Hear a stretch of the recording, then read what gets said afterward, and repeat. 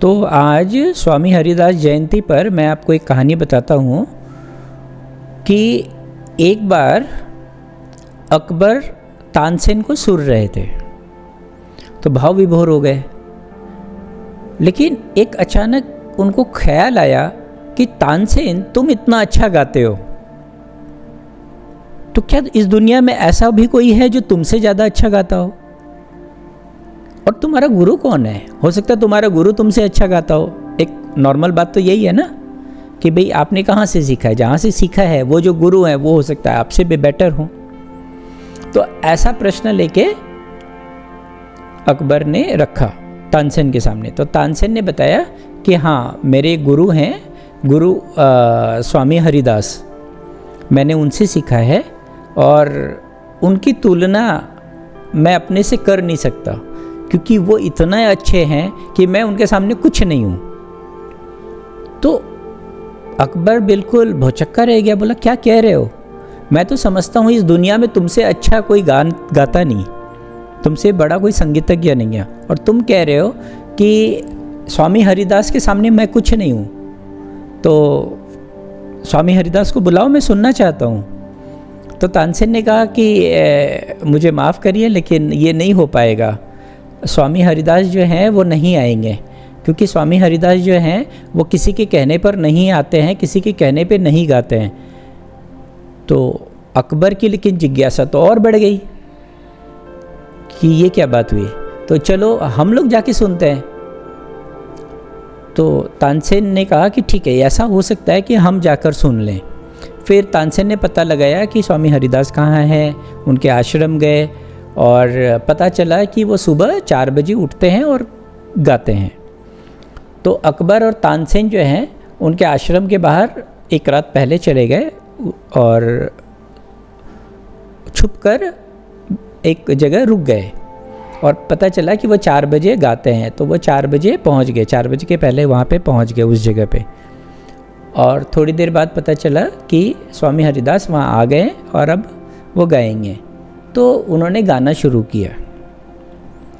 जब उन्होंने गाना शुरू किया तो तानसेन और अकबर बिल्कुल भाव में डूब गए और उनके आंखों से आंसू निकलने लगे और इस तरीके से वो खो गए कि उनके मुंह से कुछ आवाज़ ही नहीं निकला।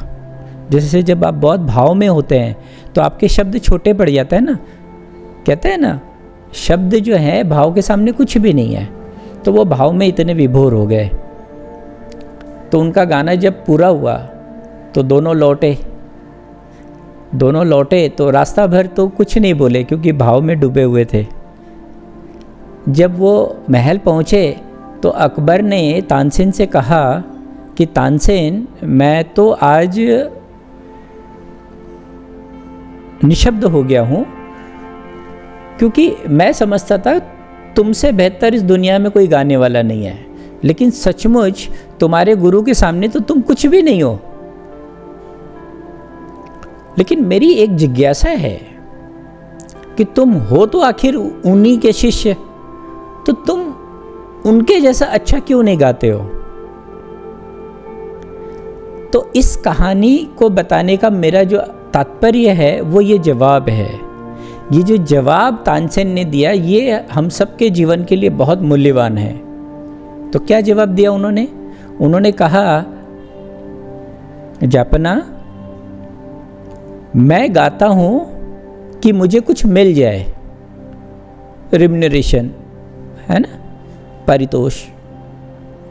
मैं गाता हूँ कि मुझे कुछ मिल जाए और मेरे गुरु गाते हैं क्योंकि उनको कुछ मिल गया है। आप मौलिक फ़र्क समझ रहे हैं? मैं गाता हूँ कि कुछ मिल जाए और उनको कुछ मिल गया है इसलिए गाते हैं। तो ये जो भाव है मिल जाने के बाद का, वो भाव तो बिल्कुल अद्वितीय होगा ना कि आपको कुछ मिल गया, उस अहोभाव में आप गा रहे हैं, और एक तो आप इस लालच में गा रहे हैं कि कुछ मिल जाए। तो ये भाव ही बहुत कुछ अलग कर देता है। तो हम सब के जीवन में भी ये समझने की बात है कि अगर हमें कुछ बेस्ट देना है, हमें अगर कुछ अलौकिक करना है तो सबसे पहले पाना होगा।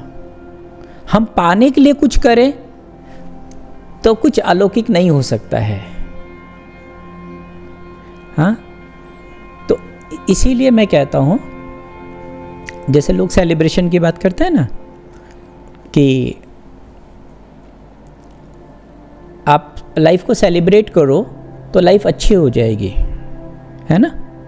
मैं कहता हूँ कि नहीं, लाइफ अगर अच्छी हो जाए उसके बाद अगर सेलिब्रेट करो तो उस सेलिब्रेशन का कोई महत्व है।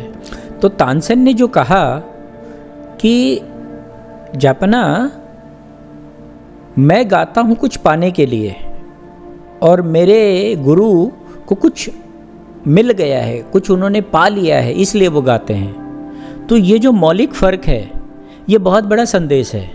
और इस संदेश के, इस कथन के माध्यम से मैं आज के आर्टिस्ट लोग जो हैं उनको एक बात कहना चाहता हूँ कि अगर आपको कुछ अलौकिक करना है, कुछ बहुत अच्छा करना है, तो आपको करने में बहुत आनंद लेना चाहिए।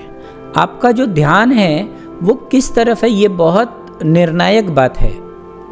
आप अगर ये सोचकर सिर्फ आर्ट बना रहे हैं कि इससे मुझे कमाई होगी, आप इस ढंग से मूवीज़ बनाते हैं कि ये मूवीज़ जो है इतने कमाई करेगा और इस तरीके के टारगेट ऑडियंस को हम टारगेट कर रहे हैं, तो आप कभी भी अच्छी मूवी नहीं बनाएंगे, अच्छी एक्टिंग नहीं करेंगे।